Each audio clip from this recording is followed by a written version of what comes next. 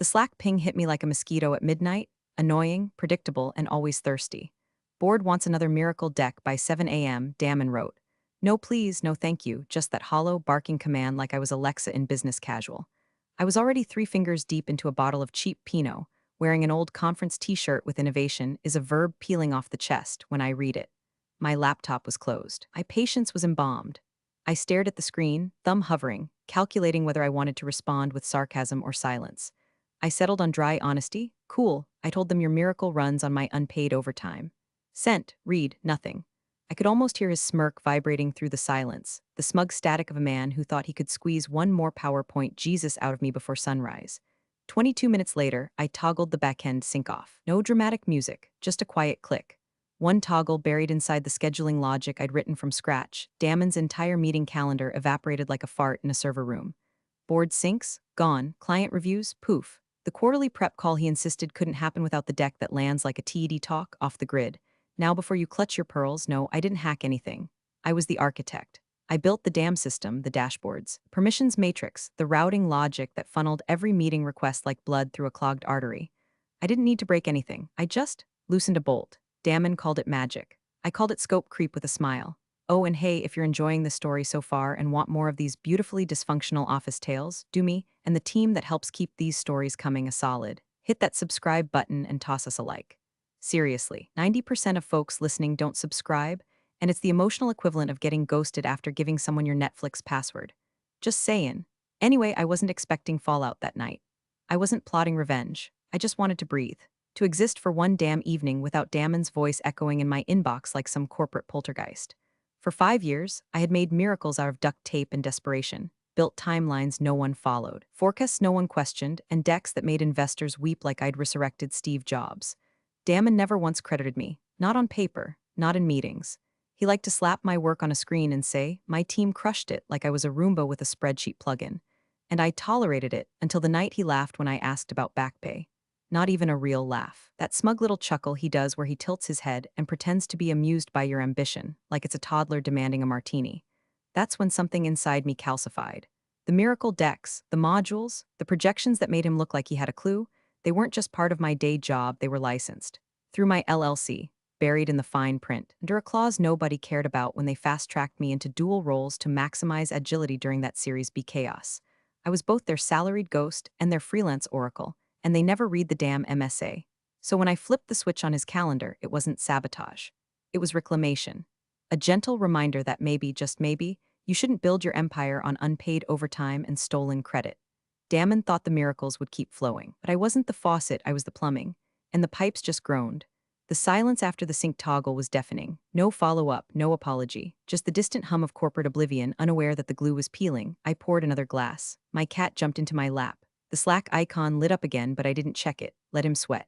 Flashback 3 years, I was still dumb enough to think startups run on hustle was something to be proud of. Back then, Helix Nova was all duct tape and VC adrenaline. No real infrastructure, just buzzwords in an echo chamber.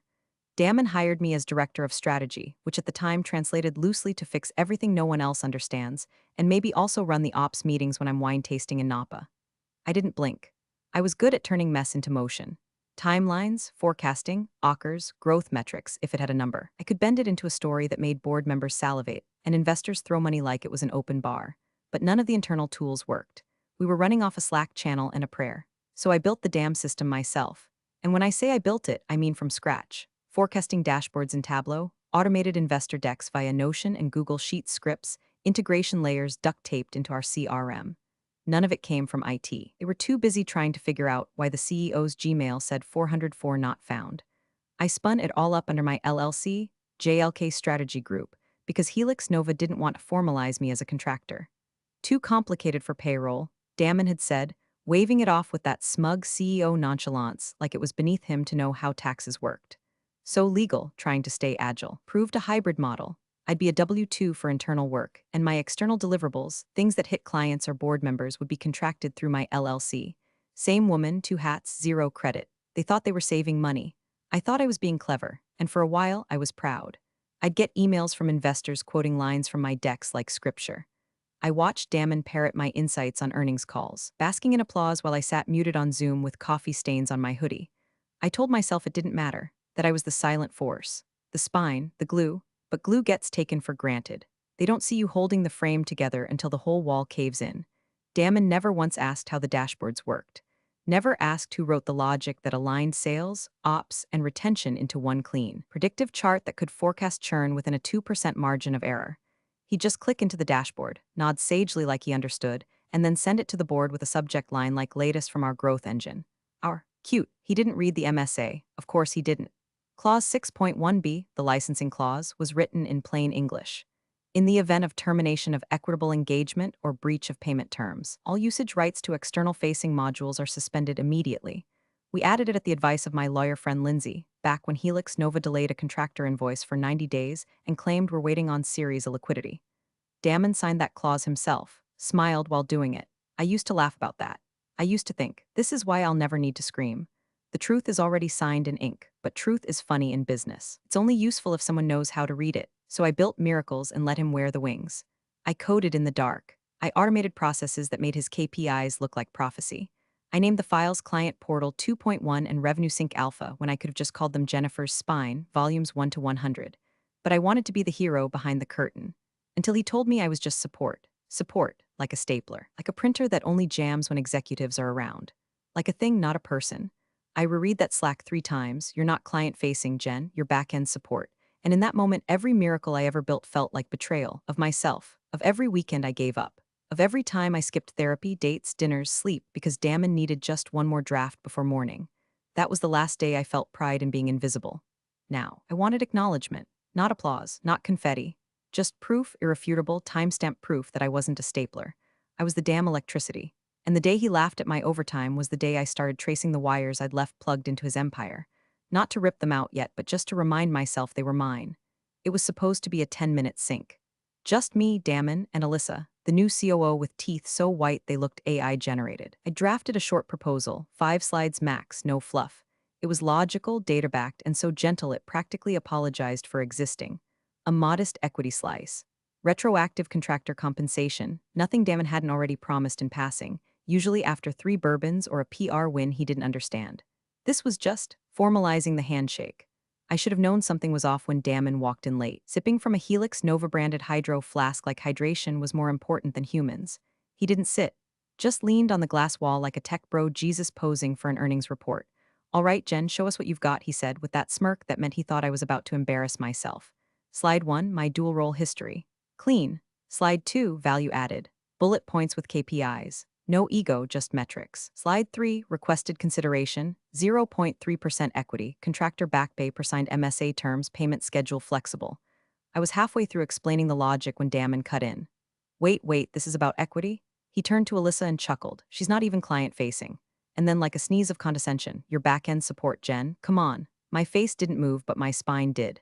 It stiffened, then cracked somewhere below my body couldn't bear the weight of being reduced to a peripheral. Alyssa didn't say anything. She just raised her eyebrows in that HR-neutral way like she'd just watched a toddler spill orange juice on a contract. Let's circle back, she said, already checking her phone. Meeting adjourned. I walked back to my desk on legs that felt like they belonged to someone else. My ears were ringing. Not from rage, no, rage is loud. This was quiet. A cold, sterile quiet, like walking through an office after layoffs. When I opened my laptop to review the deck, the folder was gone. Not moved, not renamed, deleted. The internal drive showed no record of my proposal ever existing. Just an automated system message, file removed by admin. They didn't even bother hiding it. That night, I didn't cry. I didn't rage text my friends. I didn't even finish my dinner. I opened my license folder, buried deep in my personal drive under JLK Legal/Helix, Nova/2019 MSAS, and I started reading. Clause 6.1b. In the event of termination of fair engagement, including but not limited to non-compensated labor or retroactive compensation disputes, all rights to use externally deployed Insight modules revert to JLK Strategy Group. I stared at that sentence like it was an old friend who just remembered my birthday. Then I flipped to Clause 7.4c. Attribution shall not be misassigned in public-facing materials where JLK Strategy modules are deployed. Breach of attribution constitutes grounds for immediate license review. And there it was. Not a gun, not a trap, just a mirror. One I'd built myself 3 years ago, and I still believed in proactive boundary setting instead of vengeance. I read the entire agreement twice, whispering the clauses like a spell, not because I wanted revenge, but because I needed to remember. Remember that I wasn't crazy, that I wasn't some moody middle manager asking for too much. I was a builder, a licensed operator, a founder of systems Damon wore like custom suits. They'd deleted a slide, but they'd forgotten I owned the projector. That was the shift. Not a breakdown, not a snap, just clarity. Humiliation didn't break me, it focused me. It narrowed every scattered thread of exhaustion and loyalty and hope into a single, bright pin of intent. They wanted to pretend I was invisible. Fine. Let's see how visible Damon is when the lights go out. The first thing Damon did when he strutted into the office that Monday wasn't check his email or greet anyone, or even make eye contact with the poor intern holding his dry-cleaned blazer like a medieval squire. No, he opened his laptop, clicked into his Outlook calendar and blinked. Then blinked again. Then called out loud enough to echo off the glass walls. "Where the hell is my Tuesday?" His assistant, Maya, sharp, overqualified, and one coffee short of tolerance, was already at her desk trying to act like this wasn't her circus. "What do you mean?" "I mean," he snapped, stabbing his screen like it owed him child support. "Every meeting is gone. Board prep, QBR with Weston Partners, that idiotic internal pitch with product, I had a full week. Now it's blank, blank." Maya rolled over in her chair. "Did you change sync settings? Why the hell would I change anything?" He shoved the laptop at her like she was supposed to fix it with vibes. 5 minutes later, IT was looped in. 20 minutes after that, 3 engineers were digging through logs trying to find the ghost in the system. No one could explain it. No crashes. No phishing attempts. No account breaches. Just nothing. A clean vacuum where Damon's meticulously scheduled ego used to be. They tried restoring from backup. The backup was intact, except Damon's calendar was empty there too. That's when the room got quiet, because Damon's entire operation ran on that calendar. His rhythm, his authority, his charade of competence, all built on other people showing up when his screen told them to. Investor touch bases, quarterly pitches, partner walkthroughs, gone like a magician's tablecloth trick. Only the dishes did fall, and now there was marinara on the carpet. At 10:14 a.m., he sent me a Slack. No greeting, no question mark. "Fix it." 1 minute later, I replied, "You'll need to go through legal. I've separated my LLC environments." That was it. No exclamation point, no emoji. Just truth filed under "told you so." I imagined him reading it, confused, then angry, then suspicious, in that way where you realize the person you always underestimated has been sitting on the nuclear codes the whole time. He probably stormed over to legal right after, waving his phone like it was a search warrant. And I guarantee the first thing legal did was stall, because they knew. It let this hybrid contractor setup fly under the radar for years. Too fast-paced, too lean, too scrappy to formalize. I was the Swiss Army knife, cheaper than a full team, more precise than a consultant. They thought I'd never pull the pin. But this wasn't sabotage. This was notification. The modules powering Damon's miracle calendar, the ones that routed high-priority meetings through automated load balancers, auto-prioritized investor availability, and pre-populated agenda decks, were built under my LLC license. And per the MSA, those modules only operated under equitable engagement. Clause 6.1b, baby. They terminated that when they called me support and deleted my proposal. I hadn't shut the system down. I'd simply separated environments. Internal ops still worked. Finance was untouched. HR kept HRing. But Damon's silo, his precious curated spotlight moments, the platform that made him look omniscient in meetings, gone dark. I heard he threw his phone across the room. I heard Meyer asked for the rest of the day off. I heard, though no one confirmed, that Damon yelled at the CTO, who then scheduled a strategic sync with legal that somehow lasted 3 hours and ended with the CTO going mysteriously quiet in Slack for the rest of the week. I didn't reply to the follow-up pings, didn't answer the quick questions. I was no longer Damon's duct tape. I was an independent contractor honoring the terms of a contract they had violated. If he wanted his miracles back, he'd need to file a request through the right channel, preferably CCing someone with bar certification. That night, I made pasta. Real pasta, not ramen, not coffee and almonds over the sink. I sat down with a glass of wine and watched the clock tick past 9 p.m. The hour Damon usually slacked me with some urgent fire drill that only existed in his brain. It didn't come. For the first time in years, my laptop stayed closed, and Damon's empire started learning what silence really meant. By Wednesday, the cracks were showing like sweat stains on Damon's linen button-down. The ops team was 10 hours behind on deliverables. The board slide deck still looked like a high school group project, mismatched fonts, missing numbers, no trendline integrity. Sales was panicking because the pipeline tracker, my pipeline tracker, wasn't populating. The formulas weren't broken, they were simply absent. Damon had never asked how they worked. He just assumed the system auto-fed from the cloud, like Moses but with Google Sheets. Every morning, Maya refreshed his calendar and sighed louder. She tried to rebuild manually, pulling meeting data from emails and scribbled notes. It was like reconstructing a sandcastle after high tide. One investor actually showed up to the wrong Zoom and ended up getting pitched by our UX intern for 20 minutes before realizing Damon wasn't coming. Then came the kicker. Weston Partners, our biggest whale client, the one we flaunted in every pitch deck like a trophy wife, called Damon directly. Where's Jennifer? That was the first thing they asked. Damon blinked. She's out sick. Medical leave. Nothing serious. The lie snapped out so easily, so confidently, I almost respected it. Problem was, Weston had already emailed me, not even a long message, just a simple forward from their strategy lead following up on the timeline module. Is this still running through your license, or has Helix Nova assumed ownership? Clean, professional, and lethal. I didn't respond to Weston. I forwarded the entire thread, Damon's lie, the client's email, and a brief note of my own to Helix Nova Legal. Subject line: License Clarification Clause 7.4c, Inquiries Body. As Weston is a direct beneficiary of JLK modules, I'd like to confirm how Helix Nova would prefer I respond. Please note the attribution clause in our current MSA regarding client-facing interactions and IP ownership. Happy to support as needed. Pending clarification on my current status within Helix Nova's operational chart. Best, Jennifer Lane Keller, that was it. No threats, no chest pounding, just a polite reminder that someone had read the contract. Someone had receipts, and someone wasn't in the mood to clean up after another man's lie. Legal didn't reply immediately, which meant they were busy building a parachute for a man who'd already jumped. Damon, meanwhile, was spiraling like a Roomba in a stairwell. He started showing up to meetings unprepared, then skipping them altogether. Reports trickled in late, riddled with errors. The product team flagged 3 misaligned timelines, one of which caused a missed delivery date for a mid-size account in Boston, an account I used to personally manage during my support days. The office, once powered by my invisible systems, was starting to slow like a city in blackout. The fancy espresso machine still whirred. The kombucha still flowed. But the engine, the actual coordination, the heartbeat beneath the slides and sinks and investor dog and pony shows was quiet, because that engine had a name, and she was watching. I wasn't petty. This wasn't revenge. It was an audit, a stress test, a legally sanctioned demonstration of who ran what and what happened when she stopped. It felt good, not vengeful, not smug, just right. Like setting a crooked picture frame straight after years of walking past it sideways. I found myself sleeping better, cooking more. I even cleaned out the closet I'd been ignoring since lockdown. I wasn't worried. Damon was making all the noise for me, unraveling faster than I ever could have scripted. My silence was louder than anything I could have said. And the best part? They still hadn't figured out the full extent of what I owned. The dashboards were just the tip. The forecasting engine, the prioritization logic, the stakeholder alignment matrix, all the things they'd casually labeled internal plumbing, were still running under JLK's license.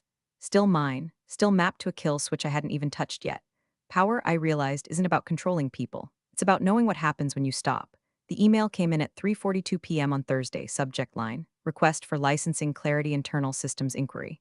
The sender? Amelia Soto, Associate Counsel at Helix Nova Legal. I'd only ever interacted with her twice before, once during onboarding, and once when she accidentally sent me someone else's NDA. Both times, she treated me like a polite ghost. Now, I had her full attention. Her message was buttoned up but twitchy, like a dog trying not to bark. Hi, Jennifer. We're conducting an internal review of Helix Nova's usage rights regarding certain operational modules. Do you please clarify the current schema for your LLC's licensing terms, especially as they pertain to any systems integrated pre-2022? Additionally, we'd appreciate any documentation related to client-facing materials and attribution guidelines. Best, Amelia Soto, Associate Counsel, Helix Nova Translation. Damon's in freefall, and legal is building him a parachute with duct tape and prayer. I didn't rush. I finished my coffee, took a walk around the block, gave the cat a new name just for fun, corporate karma. Then I sat down, opened my "Oh, they finally noticed" folder, and composed my reply. I didn't bloviate, no grand monologue, just 3 clean attachments: a PDF copy of the signed Master Services Agreement from 2019, with digital timestamps, a version history of JLK modules deployed inside Helix Nova's infrastructure, including push logs, IP addresses, and code commit hashes, a 1-sentence email. Please refer to the equitable usage clause under 6.1b and 7.4c regarding client-facing attribution. Best regards, Jennifer L. Keller, founder, JLK Strategy Group. Then I hit send. It took all of 14 minutes for the internal Slack channels to start twitching like a disturbed hive. I wasn't in them anymore, obviously. Friends still inside sent screenshots. One thread had Damon writing, "Wait, is this real? We OWN those modules, right?" Followed by legal replying, "The documentation suggests otherwise." Another showed him privately messaging Amelia, "Are you seriously saying we violated licensing just because of some naming error?" To which she replied, "It's not a naming error if the attribution clause was signed and the modules remain externally licensed. You need to proceed carefully." Carefully? That's corporate for you, done messed up, sir. By sunset, Damon had turned his office into a command bunker. glass walls papered with sticky notes, whiteboards filled with arrows pointing to question marks. Reports say he called in 3 senior engineers, 2 product managers, and even tried to get the CTO to backdate internal architecture logs. The CTO wisely declined, quietly. He started asking questions he should have asked 3 years ago. What does JLK control? What happens if she revokes access? Why did no one flag this earlier? He tried blaming Maya, then legal, then me. He called it sabotage. But you can't sabotage what you own. I didn't revoke anything. I didn't touch a single line of code. I simply responded with the truth. And that truth carried weight, signatures, and time-stamped receipts. It wasn't drama. It was documentation. I knew the unraveling would accelerate from here. The board would catch wind. Clients would whisper. The cracks weren't just showing, they were groaning. Damon, for all his noise and chest puffing, had no control. He didn't know what ran the miracle machine. He just knew how to present the output. And now the input was asking questions he couldn't answer. He wasn't cornered yet, but the walls were moving. The board meeting began at 9 a.m. sharp. Damon wasn't in his seat. His name sat alone on the virtual conference room panel like a ghost that hadn't gotten the memo. The official excuse circulating the Zoom chat was technical difficulties. The unofficial reason, whispered between muted mics and side eyes, was that Damon was currently locked in a corner office shouting at a printer that hadn't worked since Q2. At 9:06, my Zoom window lit up. Jennifer Keller, external consultant. Read the label beneath my image. I was sitting in my living room, hair clean, sweatshirt soft, coffee hot, calm, the opposite of whatever was happening over at Helix Nova HQ, where I imagined Damon was refreshing Slack like it owed him money. The chair cleared his throat. Miss Keller, thank you for joining. We understand you've prepared some material. I smiled politely, toggled screen share, and let silence do the heavy lifting. Slide 1, Product Dependencies. Clean chart, simple and damning. It outlined which internal functions depended on JLK modules. Forecasting, client segmentation, priority routing, automated deck generation. Over half of Helix Nova's agility layer was highlighted in red. Slide 2, License Attribution Map, a visual of the original license schema. My LLC, timestamped, deployed, signed, followed by a layered overlay showing usage drift, where Damon had expanded internal access beyond scope, used my modules in client demos without credit, even white-labeled 2 of them during a Series C roadshow. The slide included email headers with my name cut from final decks. Slide 3, Estimated risk due to license violation. 3 risk tiers, internal ops, moderate disruption client-facing modules, high risk of breach of contract investor materials, severe liability pending misattribution audit. I didn't read from a script. I didn't over-explain. I clicked, waited, sipped my coffee. Let the panic settle in their bones. A few board members shifted in their seats. One muted to whisper something off camera. Another typed rapidly, likely to legal. Finally, a woman named Erin Hottie, the only board member who'd ever remembered my name, leaned forward. So she said, her voice low but clear, "You're the one who built all this?" I nodded once, and who still owns it. Another nod. Silence again. Then someone coughed. The chair tried to recover. "And you're not currently under formal engagement with Helix Nova?" "No," I said. My engagement ended the moment my contributions were misattributed, and my compensation request was deleted without review. It wasn't bitter, just factual. I might have been reading from a weather report. "Is it recoverable?" Another board member asked, cautiously. "The modules, I mean. With proper contract renegotiation, yes. I would need to review retroactive usage and calculate late fees per clause 6.1b, and if we don't renegotiate, then I recommend a full system decoupling. I can provide a transition plan." They didn't like that. The slide deck may as well have been a loaded gun on the table. Still no sign of Damon. Rumor was he'd locked himself in the analytics war room, trying to brute force a calendar rebuild from exported CSVs. He hadn't realized that removing the visible pieces didn't erase the source code. He was trying to reboot a machine with no power source, no license, and no roadmap. "Can we speak candidly?" Aaron Hottie said, glancing at the chair. A few hesitant nods. "We've been operating under our nose for years, haven't you?" I smiled again, thin and quiet. "I've been keeping things running, and Damon?" I tilted my head like the results, didn't ask about the wiring. That landed like a shot. A few mouths twitched. No one laughed. The chair exhaled through his nose. "We'll need time to review." "Of course," I said, and then I ended the screen share. The silence that followed was the kind no one wanted to break, not even out of courtesy, because the person they'd overlooked, dismissed, minimized, ghosted in Slack threads and investor dinners was now the only one holding the blueprint. And she wasn't raising her voice. She was just holding the receipts. The next day, Damon finally showed up to the boardroom. 20 minutes late, half-shaved, tie abandoned somewhere between panic and resignation. His face looked like someone had unplugged the Wi-Fi in his soul. He walked in clutching a legal pad like it was a flotation device, breathing hard like he'd sprinted through every floor of his crumbling kingdom trying to find a single light switch that still worked. No one stood. No one smiled. The room had moved on. Amelia from legal was already there, sitting at the head of the table beside the chair, scrolling through a document on her tablet with surgical precision. The board members were quiet, respectful, not to him. Situation? They weren't asking questions anymore. They were listening to answers. Before we begin, Amelia said calmly, we'd like to formally confirm licensing status on all JLK strategy modules currently embedded in Helix Nova's infrastructure. Damon opened his mouth. Amelia raised a finger. We've completed our review. Per the signed Master Services Agreement, executed in 2019 and renewed with your signature on April 12th of this year, all externally deployed systems created by JLK Strategy Group remain under proprietary control unless compensated in accordance with the Equitable Usage Clause. She tapped her screen. Clause 6.1b. The words hung in the air like a guillotine blade mid-drop.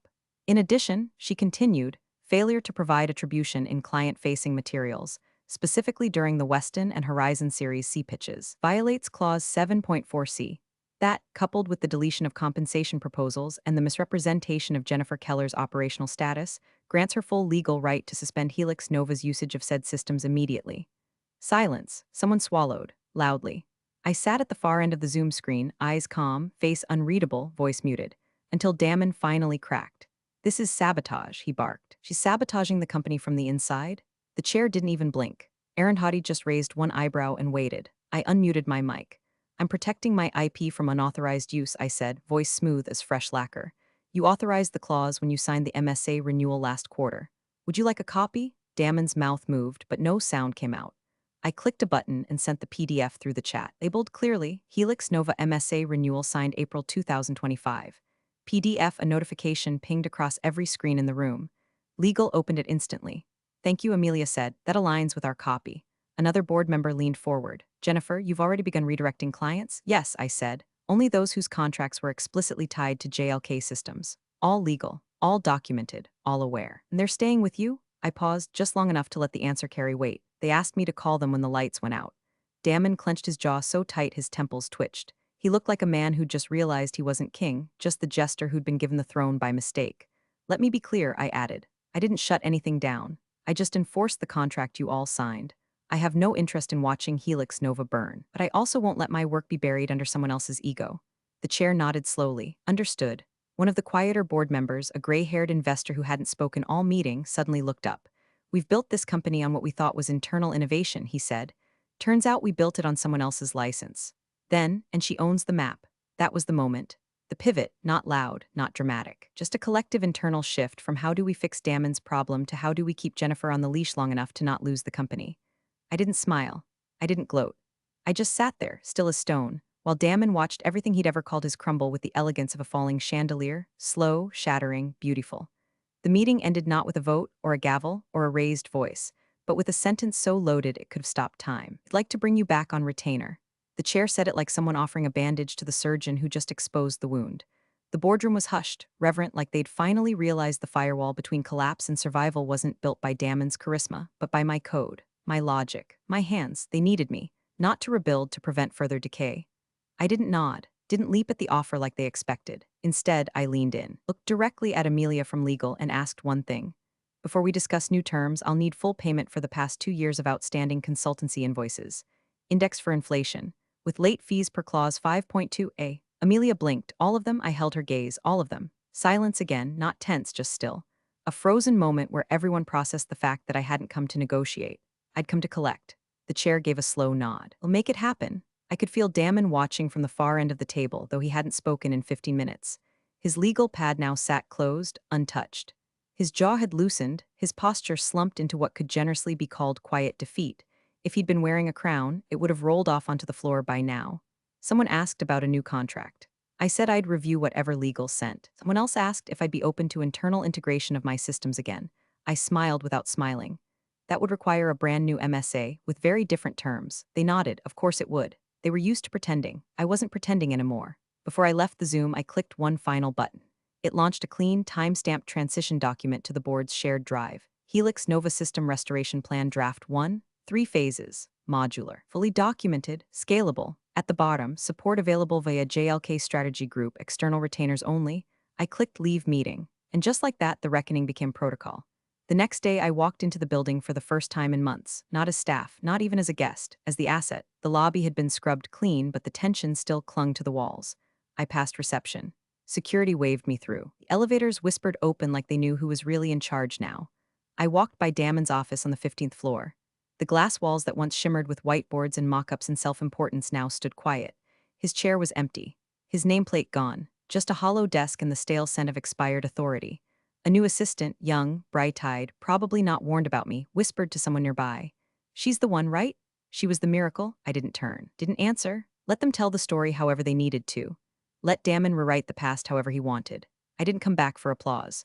I came back to prove something simple, something final. You don't get to erase the person who built your throne. And now the system rebooted, clean, precise, mine, without the fraud, without the noise. Just silence and control. Thanks for watching, you cubicle warriors. Hit that subscribe button. Unless you're my old boss, then you're on your own. Revenge of the coffee pot strikes again.